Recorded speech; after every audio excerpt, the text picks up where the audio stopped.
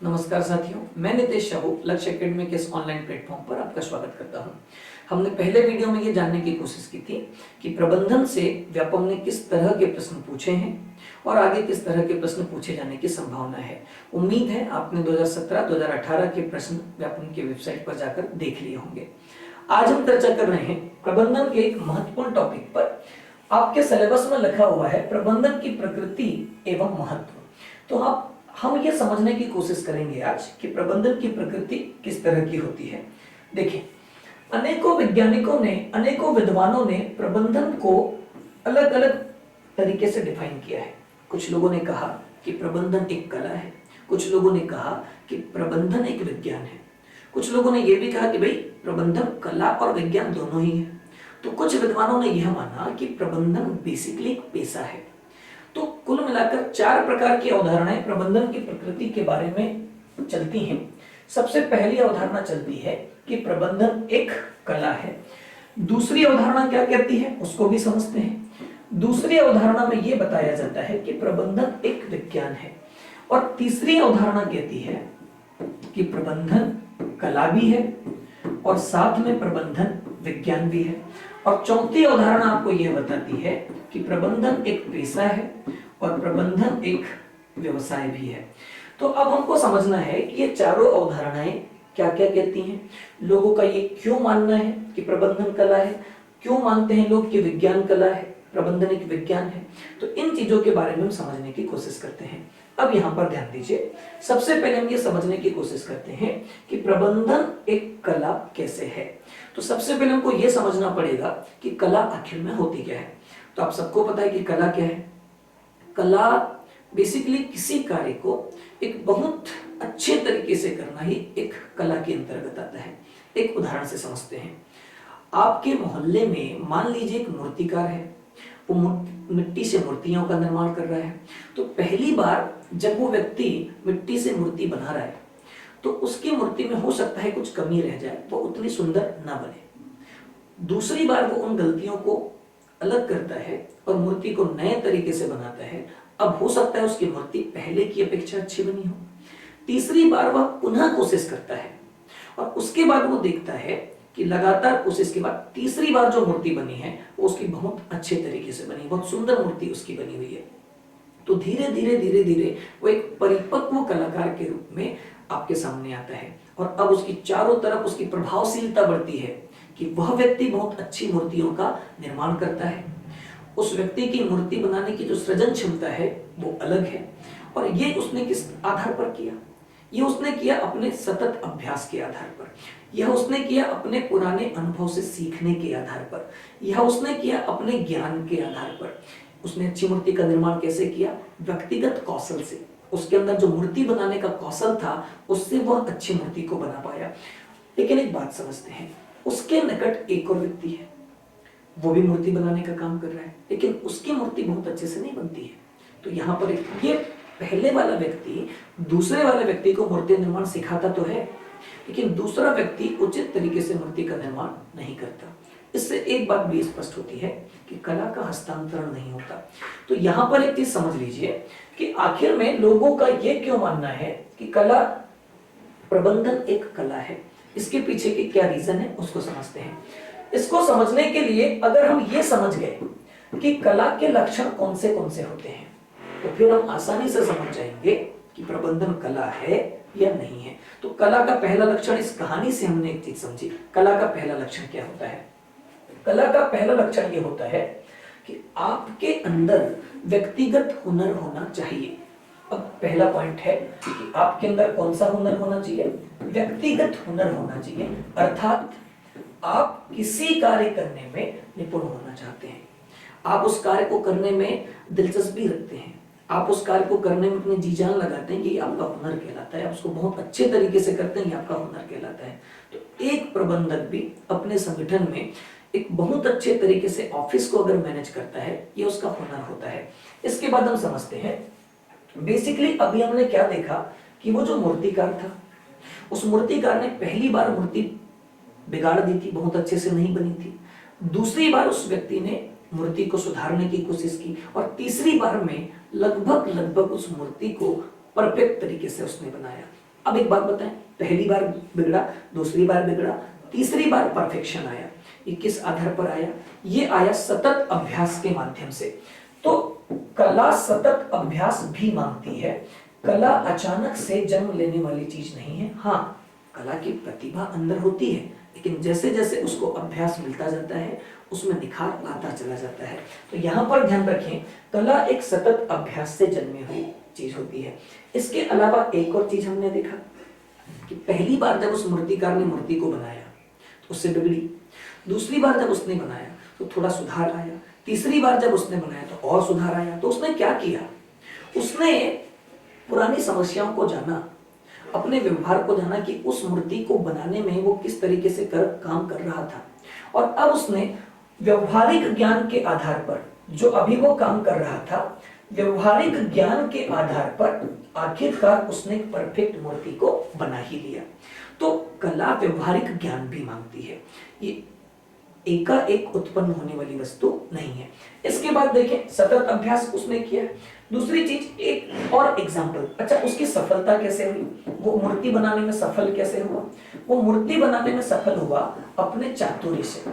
चातुर्य का मतलब है उसके चतुराई से। चतुराई कैसे भाई?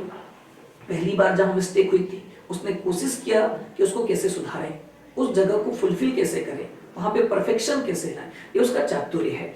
इसके बाद आ जाए अनुभव से, तो उसने क्या किया कि पिछली बार मूर्ति बनाने में उससे जहां पर गलती हुई थी उसने अपने अनुभव के आधार पर उस गलती को सुधारने की कोशिश की, और फाइनली वो व्यक्ति अब परफेक्ट मूर्ति बनाने में सफल हो गया। अब इसके बाद क्या हुआ? जब उसने अपने ज्ञान का अनुभव किया, ज्ञान का उपयोग किया, जब उसने अनुभव का उपयोग किया, जब उसने व्यवहार का उपयोग किया, जब उसने सतत अभ्यास किया, तो अब जाके उसमें सृजनात्मकता की उत्पत्ति हुई। तो अब यहां पर ध्यान से समझ लीजिए कि उसने अब अच्छी मूर्ति का सृजन कर लिया, और अब उसने यह बता दिया कि वास्तव में मूर्ति में वो और भी विभिन्न चीजों को जोड़ सकता है। सृजनात्मकता का मतलब होता है किसी नई चीज का निर्माण करना या सृजन करना। तो ये कला के कुछ लक्षण हैं। सबसे पहला लक्षण, तो कला हर व्यक्ति में अलग अलग होती है। कोई संगीत में निपुण है, तो कोई तबला वादन में निपुण है, तो कोई व्यक्ति भाषण देने में निपुण है, तो कोई व्यक्ति प्रबंधन में निपुण है। तो ये व्यक्तिगत हुनर पर निर्भर करता है। कोई क्रिकेट में निपुण होता है, तो कोई फुटबॉल में निपुण होता है। ये उनके अंदर छुपी हुई प्रतिभा है, इसी को हम व्यक्तिगत हुनर कहते हैं। ठीक है। इसके बाद अगर आप सतत अभ्यास करते चले जाते हैं तो आप उसमें पारंगत होते चले जाते हैं। इसके बाद एक कहानी और समझते हैं हम लोग, उसके बाद आगे बढ़ते हैं। दो संगठन है, एक ए और दूसरा संगठन है बी। अब हर संगठन में 3 स्तर होते हैं कर्मचारियों के। सबसे ऊपर होता है उच्च स्तर, ध्यान से समझें, उच्च स्तर। और ये जो उच्च स्तर होता है इसमें मुख्यतः संस्थापक, इसके अलावा प्रबंधक,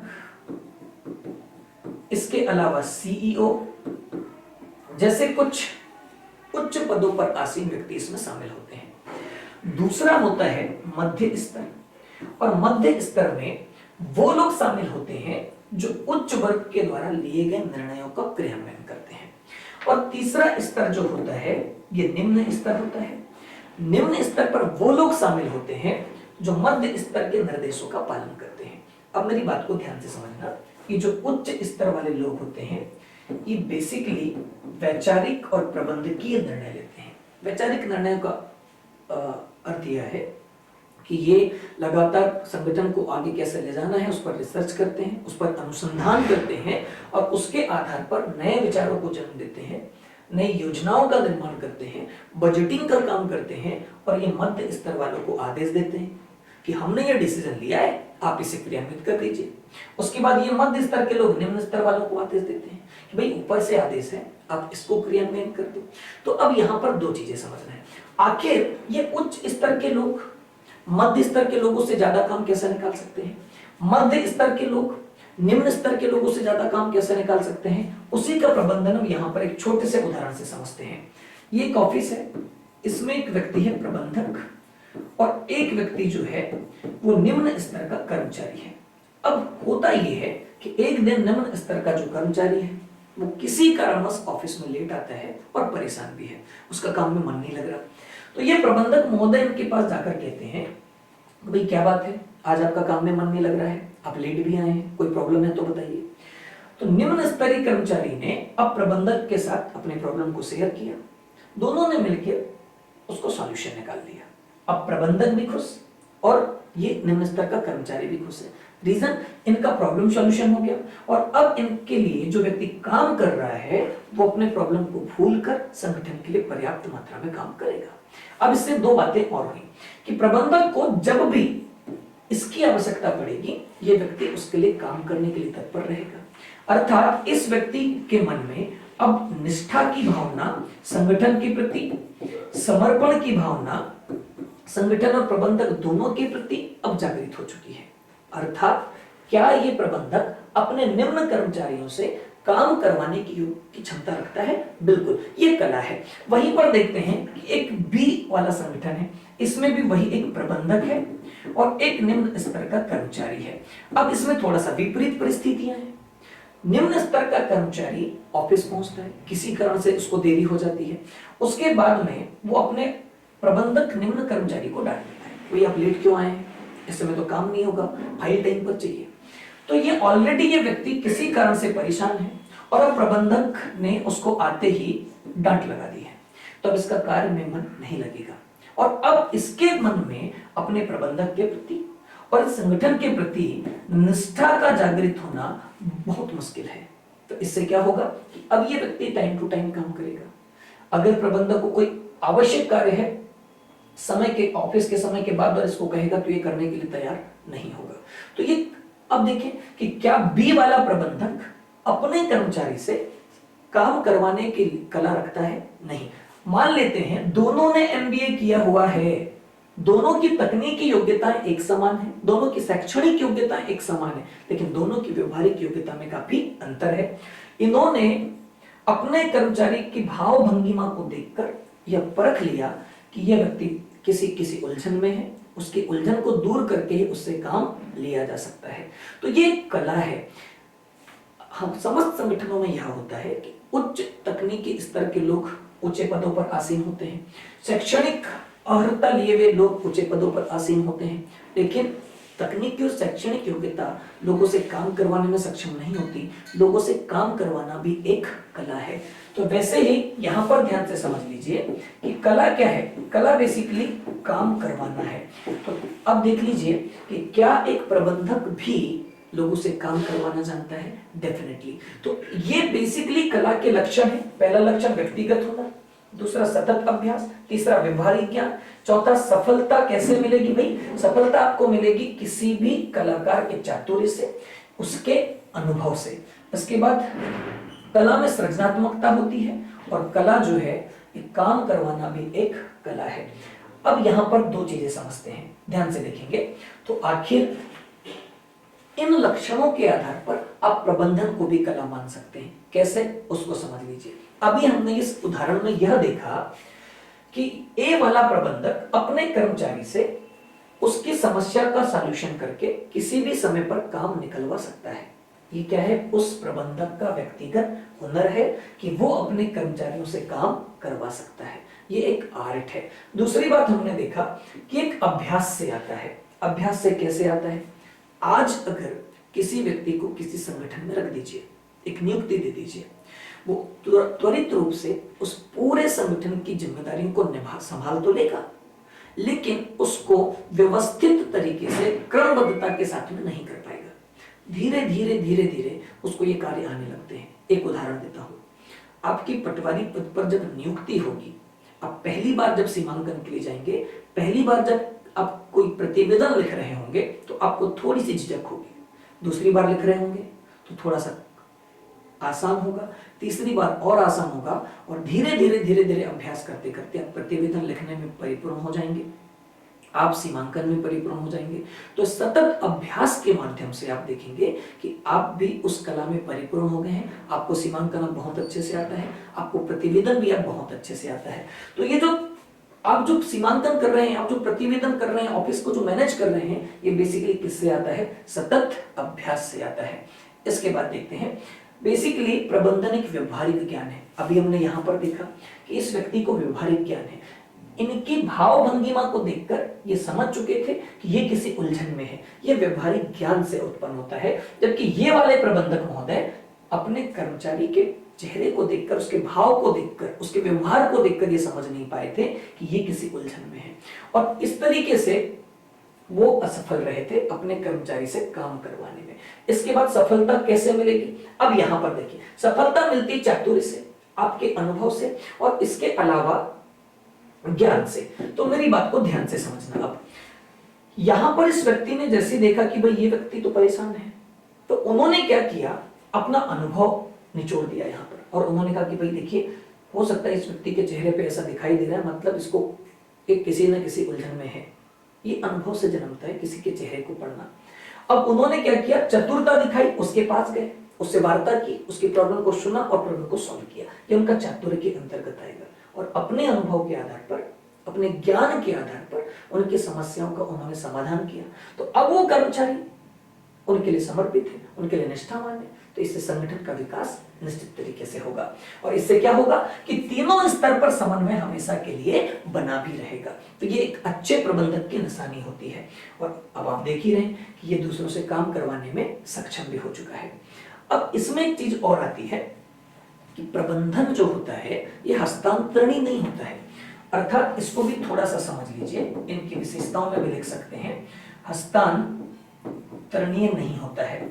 हस्तांतरणीय नहीं होता का तात्पर्य समझ लीजिए, प्रबंधन एक कला है, और एक कला एक व्यक्ति से दूसरे व्यक्ति में बिल्कुल यथावत तरीके से पहुंच जाए, ये बहुत मुश्किल होता है। एक उदाहरण से समझाता हूं। मान लीजिए कि ये दोनों ही प्रबंधक एक दूसरे के निकट हैं, ऑफिस इनका लगा हुआ है।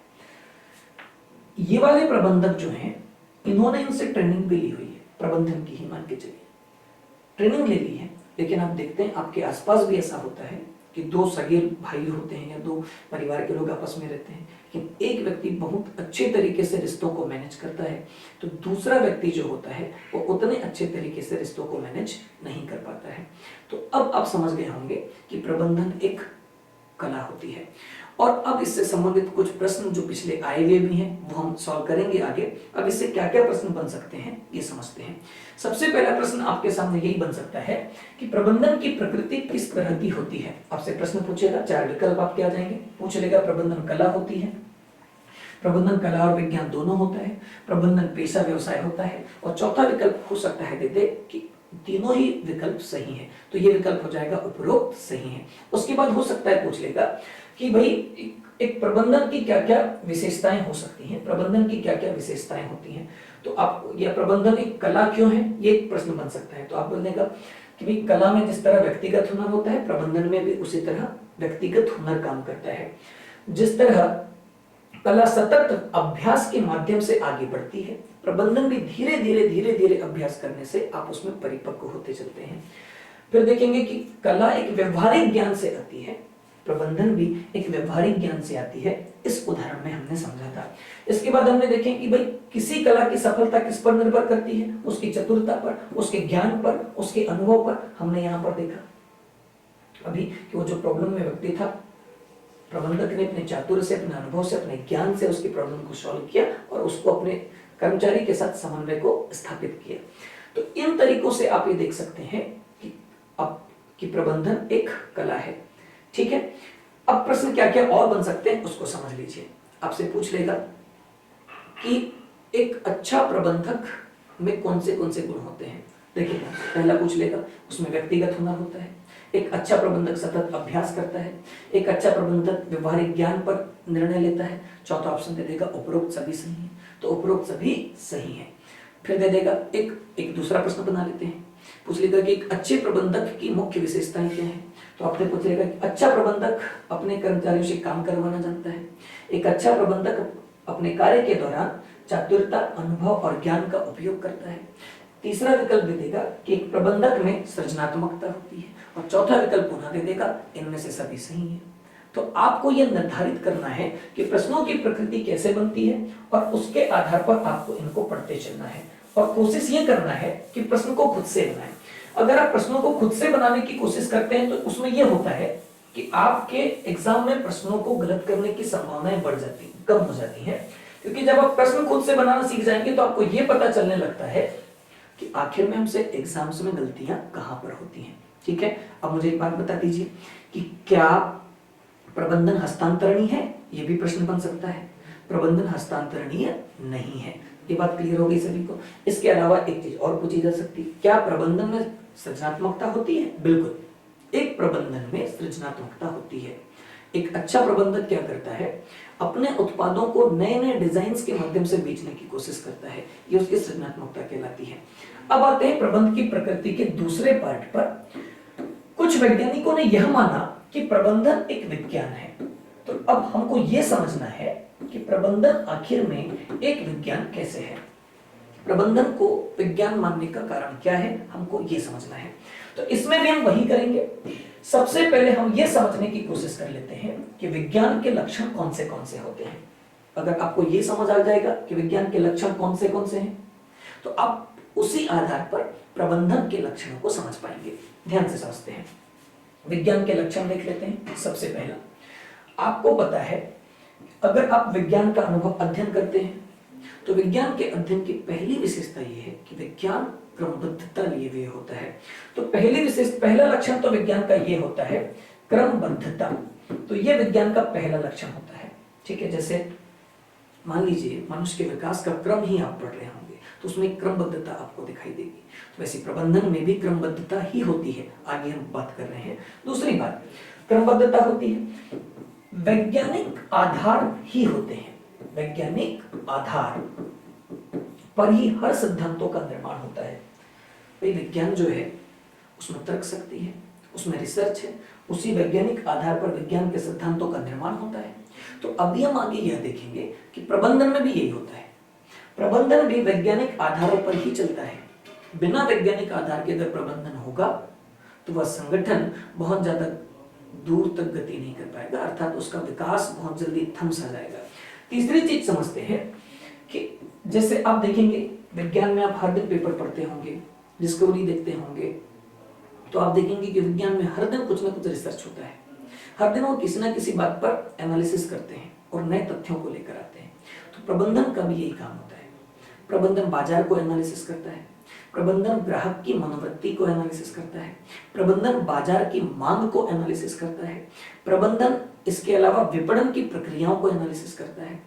तो ये सारी चीज प्रबंधन हर दिन करता है, अर्थात प्रबंधन में भी लगातार निरीक्षण होता है। जिस तरीके से किसमें लगातार निरीक्षण होता है, विज्ञान में लगातार निरीक्षण होता है। इसके अलावा आ जाते हैं, विज्ञान में कारण और कार्य का सिद्धांत पाया जाता है। कारण कार्य सिद्धांत, इसका भी अर्थ समझ लीजिए। बेसिकली अगर आप इतिहास पढ़ेंगे तो ये बौद्ध धर्म से जुड़ा हुआ है। कारण कार्य का सिद्धांत अर्थात हर कार्य के पीछे कोई ना कोई कारण होता है, हर कार्य के पीछे होता है। तो जैसे विज्ञान में होता है कि अगर कोई घटना घटी तो विज्ञान बताता है कि वो घटना क्यों घटी, उसका कारण क्या था। जैसे कोविड आया तो विज्ञान ने हमको बताया कि आखिर में वायरस क्यों आया। अगर मान लीजिए कहीं पर चक्रवात आ रहा है तो विज्ञान बताता है कि चक्रवात बनने का रीजन क्या है, दबाव, वायु का दाब। आ रही बात समझ में। इसके अलावा कोई भी घटना घटती है तो विज्ञान हमको बताता है कि उस घटना के पीछे का कारण क्या है। तो वैसे ही प्रबंधन में होता है। कैसे, अगर मान लीजिए किसी बाजार में किसी वस्तु की मांग लगातार बढ़ गई तो प्रबंधन ये एनालिसिस करके बताता है कि उस वस्तु की मांग क्यों बढ़ी और उस वस्तु की मांग बढ़ने के पीछे रीजन क्या था, उसकी गुणवत्ता थी या उसकी उपलब्धता थी या फिर पूंजी की तरलता थी। तो वो ये चीजें प्रबंधन हमको बताता है, कारण कार्य का सिद्धांत। जैसे एक एग्जांपल देते हैं, मान लीजिए अक्टूबर के माह में ऊनी वस्त्रों की डिमांड बढ़ गई है। तो ये बहुत सिंपल सा है कि ऊनी वस्त्रों की डिमांड बढ़ने के पीछे कारण है कि भाई शीत ऋतु आ चुकी है। आगे बात समझ में। अगर मान ली किसी एक विशेष कंपनी के प्रोडक्ट की डिमांड मार्केट में बढ़ी है तो उसके पीछे का कारण क्या होगा, उसके पीछे का कारण है उसकी गुणवत्ता। आगे बात समझ में। तो जिस तरीके से विज्ञान में कारण कार्य सिद्धांत पाया जाता है उसी तरीके से प्रबंधन में भी कारण और कार्य का सिद्धांत होता है। अगर मान लीजिए आज देखते हैं कि बहुत सारे ऑनलाइन वेबसाइट्स जो हो रहे हैं, बहुत सारे ऑनलाइन पोर्टल्स जो हैं बहुत ज्यादा ग्रोथ कर रहे हैं। उसके पीछे रीजन है, ग्रोथ क्यों कर रहे हैं, अपना काम क्यों कर पा रहे हैं। उसका कारण ये है कि उन्होंने उच्च स्तर का प्रबंधन किया हुआ है, इसलिए वो ग्रोथ कर पा रहे हैं। इसके बाद हम आगे चलते हैं। इसके बाद आप देखेंगे कि विज्ञान में प्रामाणिकता पाई जाती है। विज्ञान प्रामाणिकता के आधार पर होता है। बेसिकली प्रबंधन में भी प्रामाणिकता पाई जाती है। कैसी प्रामाणिकता? अगर आप किसी कर्मचारी को आप रख रहे हैं तो आप प्रमाण लेते हैं कि उसने कौन सी डिग्री कर रखी है, वो आपके लिए उपयुक्त कर्मचारी है या नहीं है। इससे एक प्रश्न आया हुआ है व्यापम में कि अगर आप किसी अनुपयुक्त कर्मचारी को अपने संगठन में रखते हैं तो वह आपके लिए नकारात्मक होगा या सकारात्मक होगा? वही अनुपयुक्त कर्मचारी आपके संगठन के लिए कभी भी सकारात्मक नहीं हो सकता। इससे संबंधित प्रश्न आया है। तो प्रामाणिकता बहुत सारी चीजों पर होती है। जैसे आप कोई प्रोडक्ट बना रहे हैं, तो आप जो प्रोडक्ट बना रहे हैं तो आप ये कोशिश करते हैं कि उस प्रोडक्ट में ऐसी गुणवत्ता हो कि बाजार में वो प्रमाण के आधार पर कि भाई ये उस कंपनी का प्रोडक्ट है, वो मार्केट में लोगों तक पहुंच जाए। तो प्रामाणिकता इसमें होती है। इसके अलावा देखेंगे कि विज्ञान में अगर आप देखेंगे तो वैज्ञानिक प्रबंधों के आधार पर विज्ञान चलता है। हर चीज की एक थ्योरी होती है, हर चीज के पीछे एक सिद्धांत होता है। जैसे आप रॉकेट साइंस को ले लीजिए तो उसके पीछे भी सिद्धांत है, ठीक है। तो उसी तरीके से क्या होता है कि प्रबंधन में भी वैज्ञानिक प्रबंध का इस्तेमाल किया जाता है। वैज्ञानिक प्रबंध, इसको थोड़ा सा समझने की कोशिश करते हैं। टेलर महोदय, लूथर गुलिक महोदय, इसके अलावा फियोल महोदय, हेनरी फियोल, तो इन्होंने काफी सारे सिद्धांत दिए हैं कि प्रबंधन एक वैज्ञानिक तरीके से किया जा सकता है। जैसे हमने उस दिन देखा था लूथर गुलिक का पोस्टगार्भ सिद्धांत। तो लूथर गुलिक का जो पोस्टगार्भ सिद्धांत देखा था, बेसिकली ये एक वैज्ञानिक प्रबंध, वैज्ञानिक तरीके से प्रबंध करना पोस्टगार्भ सिद्धांत में बताया गया है। जैसे पी का मतलब हमने देखा था ये प्लानिंग है, ठीक है। ओ का मतलब हमने देखा था ऑर्गेनाइजेशन बनाना। भाई देखिए, प्रबंधन जब आप कर रहे होते हैं, आप किसी भी संगठन का करें तो सबसे पहले आप प्लानिंग करते हैं कि आगे जो संगठन को काम करने हैं वो किस आधार पर करने हैं, कैसे करने हैं, कितने दिनों में करने हैं, पूंजी कहां से आएगी, ये सारा आप प्लान करते हैं। अब प्लान जब बन जाता है तो उस प्लान को एग्जीक्यूट करने के लिए, लागू करने के लिए आपको एक ऑर्गेनाइजेशन की आवश्यकता होती है। एक संगठन का निर्माण करना होता है जिसके बैनर तले आपको इस प्लानिंग को अंजाम देना होता है। तो दूसरा काम होता है ऑर्गेनाइजेशन का निर्माण करना। इसके बाद स्टाफिंग। स्टाफिंग का मतलब है अपने संगठन के लिए आपको कुछ कर्मचारियों को नियुक्त करना पड़ेगा। वो कर्मचारी जो होंगे वो उच्च स्तरीय भी हो सकते हैं, वो मध्य स्तरीय भी हो सकते हैं और वो निम्न स्तरीय कर्मचारी भी हो सकते हैं, क्योंकि तीनों के बिना किसी भी ऑर्गेनाइजेशन को संचालित करना कभी संभव नहीं हो पाएगा। और जब आप स्टाफिंग कर रहे होते हैं तो स्टाफिंग करते समय जब आप इनकी नियुक्ति कर रहे होते हैं तो आप सबसे पहले क्या देखते हैं, उनकी योग्यता, कि वो व्यक्ति आपकी आवश्यकताओं को पूरा करने के योग्य है या नहीं है। उसकी क्रिएटिविटी, सृजनात्मकता, कि वो कितना क्रियाशील व्यक्ति है। तीसरी चीज आप देखते हैं कि वो कितना समर्पित है, उसके अंदर निष्ठा भाव कैसा है। ये सारी चीजें स्टाफिंग करते समय हम देखते हैं। इनको आगे हम विस्तार से चर्चा करेंगे। इसके बाद डायरेक्टिंग। डायरेक्टिंग का मतलब है निर्देशन देना। आप प्रबंधक हैं, ठीक है। तो अब आपने जो स्टाफ रखा है, आप उसको जब तक निर्देश नहीं देंगे वो उचित तरीके से कार्यों का क्रियान्वयन नहीं कर सकते हैं। इसके अलावा कोऑर्डिनेशन। अब कोऑर्डिनेशन का मतलब है समन्वय। देखिए, उच्च स्तर जो होता है ये बेसिकली वैचारिक निर्णय लेता है, बजटिंग करता है, प्लानिंग करता है। इसके बाद ये मध्य स्तर वालों को आदेश देता है कि भैया आप काम कीजिए, और इनको रिपोर्ट देनी होती है। मध्य स्तर उच्च स्तर पर रिपोर्ट पहुंचाएगा समय समय पर कि कार्य की प्रगति कहां तक हुई है। मध्य स्तर निम्न स्तर को आदेश देता है, ये समय समय पर रिपोर्ट्स पहुंचाता है। अब इन तीनों के बीच जब तक समन्वय नहीं होगा तब तक कोई भी संगठन काम नहीं कर पाएगा। पता चल रहा है इन्होंने आदेश दिया, वो यहां तक पहुंचे नहीं, तो फिर समन्वय नहीं हो पाएगा, तो फिर काम नहीं हो पाएगा।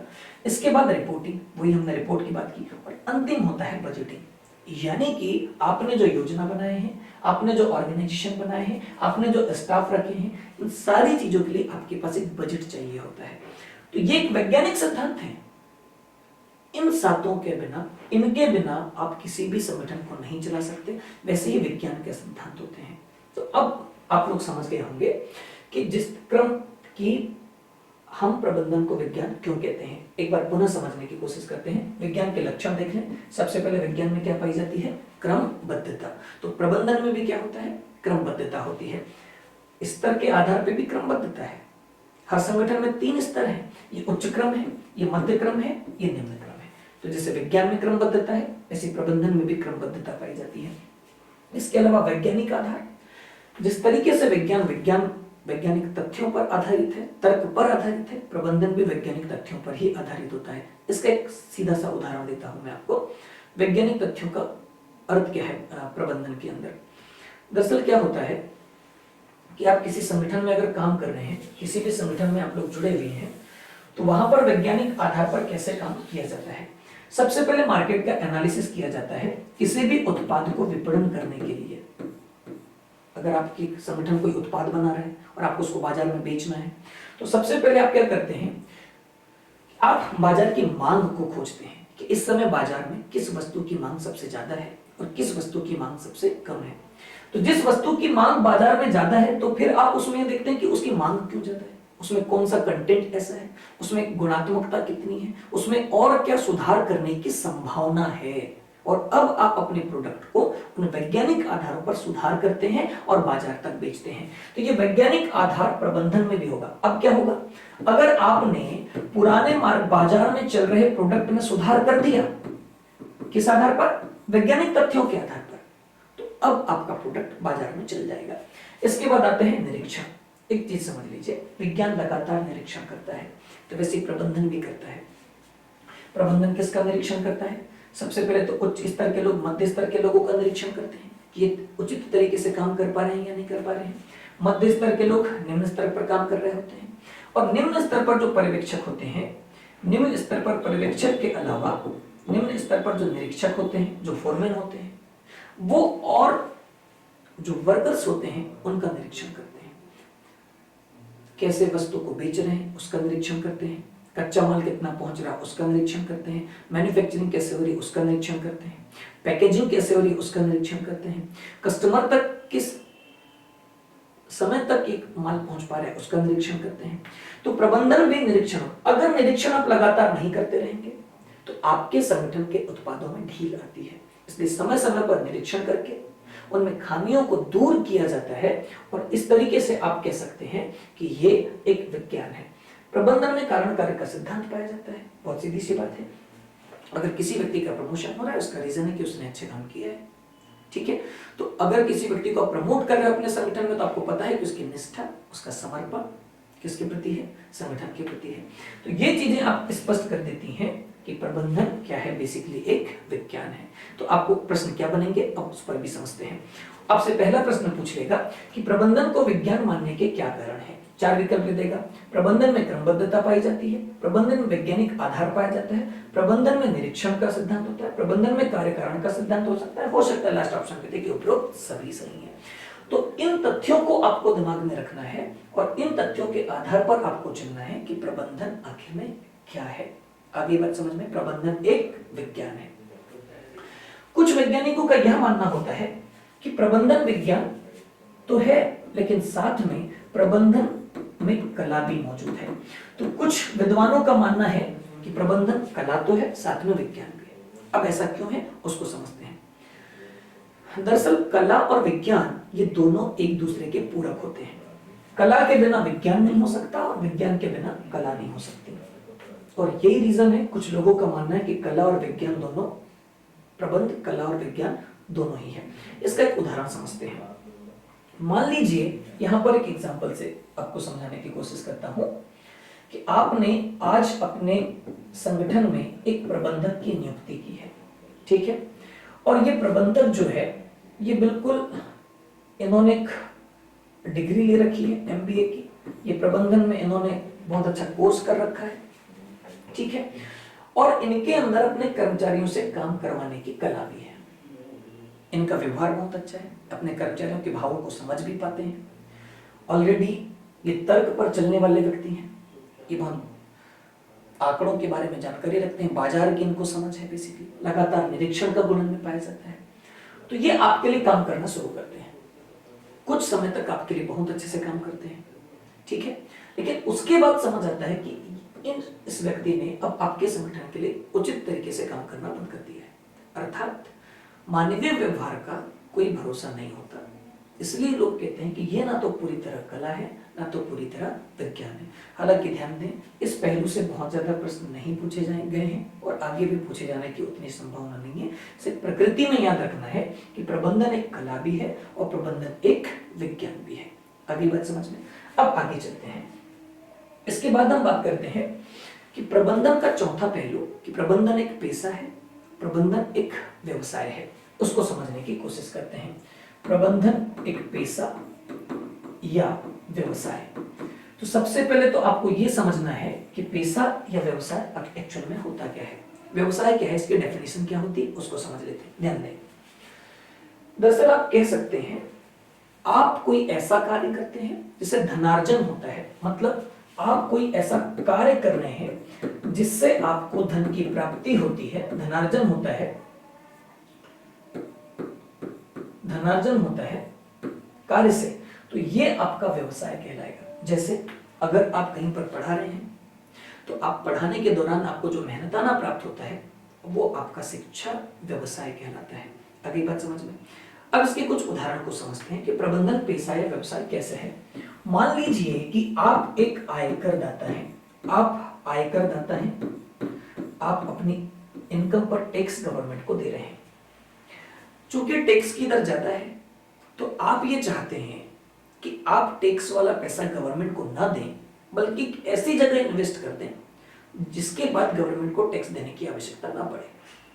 तो अब हमें ये नहीं पता कि भाई ऐसा कौन सा इन्वेस्टमेंट है जिससे हमारा टैक्स बचेगा। तो आप क्या करते हैं, आप एक फाइनेंशियल एडवाइजर के पास में जाते हैं, वित्तीय सलाहकार के पास में जाते हैं और उसको अपनी प्रॉब्लम बताते हैं कि भाई साहब देखिए, मेरी इनकम इतनी है लेकिन इस पर मैं 33% तक टैक्स दे रहा हूँ, तो मेरी बचत कम हो रही है। तो अब मुझे बताएं कि मैं अपनी बचत कैसे करूँ, मैं इन्वेस्ट कैसे करूँ, कहाँ करूँ। तो फाइनेंशियल एडवाइजर क्या करता है, इसका पेशा है आपको वित्तीय सलाह देना। इसने पूरे बाजार का एनालिसिस करके रखा हुआ है, तो आपको बता देगा कि एक काम कीजिए, आप LIC के शेयर में निवेश कर दीजिए, वहां इन्वेस्टमेंट करने से आपको टैक्स कम लगेगा, आपको टैक्स पे नहीं करना पड़ेगा। तो आपकी जो प्रॉब्लम थी, आपका जो इनकम टैक्स था, उसका प्रबंधन एक पेशेवर व्यक्ति ने कर दिया और इसके बदले आप क्या करेंगे, उसको फीस पे करेंगे। तो ये उसका व्यवसाय है। अभी बात समझ में। हो सकता है आपको कोई विधिक सलाह लेनी है, आप एक वकील के पास चले जाते हैं, आपको विधिक सलाह तो देता है लेकिन उसके बदले आप उसको कुछ फीस पे करते हैं, तो वो भी क्या एक तरीके का व्यवसाय है। आप किसी चिकित्सक के पास जाते हैं, आपको किसी समस्या से गुजर रहे हैं, आप चिकित्सक के पास पहुंचते हैं, चिकित्सक आपके लक्षण देखकर आपको ट्रीटमेंट देता है, उसके बदले आप उसको फीस देते हैं, वो भी एक तरीका का क्या है, व्यवसाय है। तो अब एक चीज बता देता हूं कि उस फाइनेंशियल एडवाइजर ने क्या किया, आपकी आय का प्रबंधन कर दिया। उस चिकित्सक ने क्या किया, आपके स्वास्थ्य का प्रबंधन कर दिया, आप सुचारू रूप से चलने लगे। उस वकील ने क्या किया, आपको विधिक सलाह दे दी और विधिक उलझन से बाहर ले आया। तो उसने आपकी प्रॉब्लम का मैनेजमेंट किया है। तो इस तरीके से आप देखेंगे कि प्रबंध जो है एक पेशा है, एक व्यवसाय है। अभी बात समझ में सभी को। तो हो सकता है आपसे पूछ ले कि क्या प्रबंध पेशा या व्यवसाय है, या प्रबंध के पेशा या व्यवसाय होने का मुख्य कारण क्या है। मुख्य कारण क्या, तो आप समझ लें कि व्यवसाय एक तरीके से धनार्जन करता है, ठीक है। प्रबंध क्या करता है, बेसिकली प्रबंध सारी समस्याओं को दूर करने का काम करता है, प्रबंध का एक उद्देश्य होता है, ठीक है। तो ये सारी चीजें दर्शाती हैं कि प्रबंध एक पेशा है और प्रबंध एक व्यवसाय भी है। चलिए, अब ये आपको पुनः एक बार दिमाग में रखना है कि प्रबंध की कितनी प्रकृति हो गई, 4। पहला क्या, कला, दूसरा क्या, विज्ञान, तीसरा कला और विज्ञान, और तीसरा पेशा या व्यवसाय। तो ये चीज आप लोगों को दिमाग में रखना है। और एक चीज समझें कि कला को पेशा मानने का एक कारण और भी है कि प्रबंधक वही व्यक्ति बनता है जिसको बहुत ज्यादा ज्ञान हो, जिसने तकनीकी ज्ञान अर्जन कर रखा है, बेसिकली विधियों का संग्रह जिसने कर रखा है, नियमों का ज्ञान जिसके पास हो गया, या पुराने अनुभवों के ज्ञान को जिन्होंने संरक्षित करके रखा है, वो पेशेवर सलाहकार के रूप में काम करते हैं। तो प्रबंध की प्रकृति आपको समझ आ चुकी होगी कि प्रबंध कितने प्रकार का होता है। प्रबंध मुख्य रूप से 4 प्रकार का होता है। अब प्रबंध की कुछ विशेषताएं भी हैं, तो प्रबंध की विशेषताओं पर आज उतनी चर्चा नहीं करेंगे। प्रबंध की विशेषताओं में कुछ थोड़ी सी बातें मैं आपको बता देता हूँ। आप किसी संगठन में जब काम कर रहे होते हैं तो आप देखते हैं कि हम किसी को आदेश देते हैं, हम किसी से काम करवाते हैं, तो बेसिकली हम जो आदेश देते हैं, हम जो काम करवाते हैं, एक आर्ट है और इनको दिखाई नहीं देता। कार्य दिखाई देते हैं लेकिन प्रबंधन के विचार आपको दिखाई नहीं देते। प्रबंधन एक अमूर्त प्रक्रिया है। अमूर्त का मतलब है जिसकी कोई मूर्ति नहीं है, यानी कि जिसका कोई स्वरूप नहीं है, ये अमूर्त है। लेकिन इस अमूर्त क्रिया के द्वारा जो आप कार्य करते हैं, ये जो कार्य होते हैं, ये कार्य मूर्त होते हैं। ध्यान देंगे, आपके दिमाग में एक विचार आया कि आपके ऑफिस को इस तरीके से डेकोरेट करना है, आपने दिमाग में मैनेज कर लिया कि हाँ ये ऐसा करना है। उसके बाद जब वो कार्य हो जाएगा ना, तब वो आपको दिखाई देगा, पहले आपको दिखाई नहीं देगा। प्रबंध बेसिकली एक अमूर्त प्रक्रिया होती है। प्रबंधन का एक निश्चित उद्देश्य होता है, जिनकी विशेषताओं के बारे में हम अगले लेक्चर में चर्चा करेंगे। इसके बाद कुछ महत्व के बारे में मैं बात करता हूं।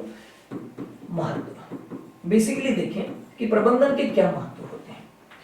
कोई भी संगठन जब काम करता है ना, तो वो केवल निजी हितों के लिए काम नहीं करता, उसके सामाजिक उत्तरदायित्व भी होते हैं। वो समाज के प्रति भी अपने उत्तरदायित्व का निर्वहन कर रहा होता है। तो ध्यान दें, प्रबंधन के महत्वों को 3 भागों में आप लोग बांट सकते हैं। पहला, प्रबंधन का पहला महत्व है व्यावसायिक महत्व, दूसरा महत्व है सामाजिक महत्व, और तीसरा महत्व होता है राष्ट्र के लिए महत्व। यानी कि अगर आप देखें तो आपसे पूछा जा सकता है, और भी बहुत सारे डायमेंशंस इसके हो सकते हैं, लेकिन बेसिकली प्रबंधन के 3 महत्व होते हैं।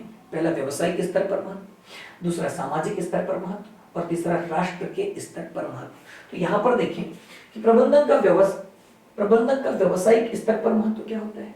अगर आप कोई व्यवसाय कर रहे हैं तो आप चाहते हैं कि आपकी लागत कम हो और लाभ ज्यादा हो, तो इसके लिए आप जो मैनेजमेंट करते हैं, जो प्रबंधन करते हैं, वो काय के अंतर्गत आएगा, व्यवसायिक महत्व। तो हम कल ये देखेंगे कि बेसिकली प्रबंधन का महत्व क्या होता है, प्रबंधन के कार्य और विशेषताएं क्या क्या हैं। ठीक है, तो इन सारी चीजों पर कल हम चर्चा करेंगे। हाँ, और एक और इंपॉर्टेंट चीज है, उसको समझ लीजिए। अगर आपको प्रबंधन करना है, किसी प्रबंधन कोई संगठन करता है, तो प्रबंधन करते समय आपको 4E सिद्धांत का पालन आवश्यक रूप से करना होता है। किसी भी प्रबंधन में जब आप अगर प्रबंधक हैं तो आप 4E सिद्धांत को पालन जरूर करेंगे।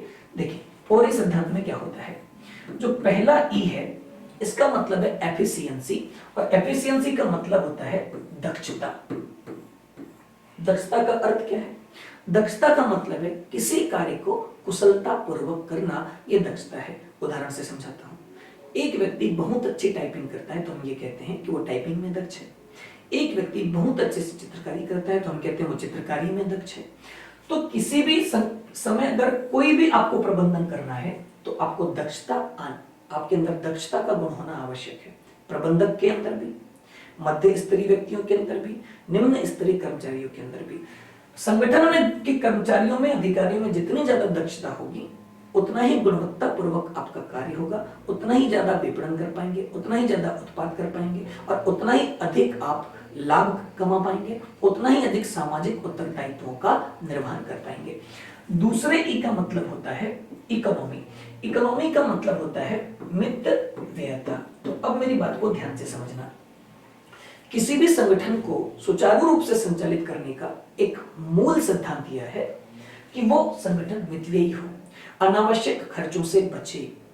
तो अगर अनावश्यक खर्चों से बचेगा तो उसके पास पूंजी निर्माण की दर ज्यादा होगी। भाई आप खर्च नहीं करोगे तो आपके पास पैसा बचेगा, यानी कि पूंजी का निर्माण होगा, और इसी पूंजी को जब आप निवेश करेंगे दूसरी जगह पर तो आपके आय के नए स्रोतों का सृजन होगा। तो ये सृजनात्मकता भी इसके अंतर्गत आ गई, पूंजी निर्माण भी इसके अंतर्गत आ गया। चलिए, इसके बाद तीसरी चीज होती है, तीसरा ई जो होता है ये कहलाता है इफेक्टिवनेस, यानी कि प्रभावशीलता।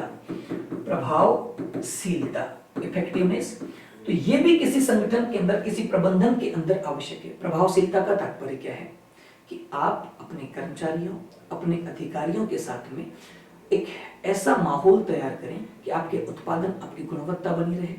ठीक है, आप बहुत एक दीर्घकालिक क्षेत्र तक अपने उत्पादों को पहुंचा पाए। ठीक है, गुणवत्ता पूर्वक आप काम कर पाए, लोगों की आवश्यकता की पूर्ति कर पाए आपका प्रबंधन। ठीक है, प्रभावशीलता जो होती है ये किसी भी संगठन को बढ़ाने के लिए एक महत्वपूर्ण स्थान रखती है। इसके बाद में आते हैं ई से एथिक्स, यानी कि नैतिकता। तो जब आप प्रबंधन कर रहे हैं तो किसी भी संगठन के प्रति आपका समर्पण भाव होना, मैं इसको इस साइड पर लिख दे रहा हूं, किसी भी संगठन के प्रति आपका समर्पण भाव होना, आपकी सत्यनिष्ठा होना, ठीक है। क्योंकि जब तक ये नहीं होगा, जब तक आपके अंदर नैतिकता नहीं होगी, तब तक आप गुणवत्तापूर्वक वस्तुओं का उत्पादन नहीं कर पाएंगे, गुणवत्तापूर्वक सेवाएं नहीं दे पाएंगे, सिर्फ लाभ कमाने के चक्कर में रहेंगे और इससे जो हितग्राही हैं उनका नुकसान होगा। तो मेरी बात ध्यान से समझ लें, किसी भी प्रबंधन में 4E सिद्धांत सबसे महत्वपूर्ण सिद्धांतों में शामिल है। अब कल हम क्या देखेंगे? कल हम देखेंगे प्रबंधन के स्तर। प्रबंधन के स्तर देखेंगे मैक्रो स्तर पर, माइक्रो स्तर पर। इसके बाद हम देखेंगे प्रबंधन के स्तर, उच्च स्तर, मध्य स्तर, निम्न स्तर पर देखेंगे। तो कल का जो लेक्चर होगा ये बड़ा महत्वपूर्ण होगा। दोस्तों, लक्ष्य एकेडमी बालाघाट में पटवारी के ऑफलाइन क्लासेस भी स्टार्ट हैं। 1 दिसंबर से प्रातः 7 बजे से 12 बजे तक एक नया बैच हम प्रारंभ कर रहे हैं। 10 बजे से लेकर 4 बजे तक पटवारी स्कूल के नाम से हम एक नया बैच प्रारंभ कर रहे हैं और 2 बजे से 7 बजे तक भी हम पटवारी के लिए एक नया बैच प्रारंभ कर रहे हैं। गुणवत्तापूर्ण पढ़ाई हमारा अभी तक का परिणाम रहा है कि बालाघाट में सर्वाधिक चयन देने वाली संस्था है। तो आप 2 दिन डेमो लें, उसके बाद आप अंतिम निर्णय लें कि आपका चयन कहाँ से होना है। इसके अलावा हमारे यहाँ पर वन रक्षक के नए बैच चालू हो रहे हैं। नीट के नए बैच भी 1 दिसंबर से हम लोग प्रारंभ कर रहे हैं और एमपीपीएससी के बैचेस, एमपीपीएससी 2019 की टेस्ट सीरीज, 2021 की टेस्ट सीरीज और 2022 की प्रारंभिक टेस्ट सीरीज भी प्रारंभ है। नमस्कार, जय हिंद।